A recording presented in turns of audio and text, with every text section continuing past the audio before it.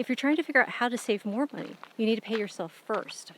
And this can be kind of hard to do. The first time I heard this was when I went to an investment workshop. And the person who was given the workshop program was like, you're paying yourself first, right? I was like, well, no, I'm not paying myself first. I have all these other debts to pay. And I remember he said to me, if you don't take care of yourself, who will? And for some reason, that really stuck with me. Because if I wasn't taking care of myself, if I wasn't taking care of my future, it wasn't like a fairy godmother was going to step in and do it. So the trick or hack or lifestyle choice is to pay yourself first. And this means setting up your paycheck so that a portion of your paycheck automatically goes to an emergency fund and automatically goes to a savings account and automatically goes to a retirement account. If the company that you're working for has a matching retirement fund, then you should max that out because it's free money. And you don't have to put a lot of money away into these accounts. You could do something like $10, $25, $50.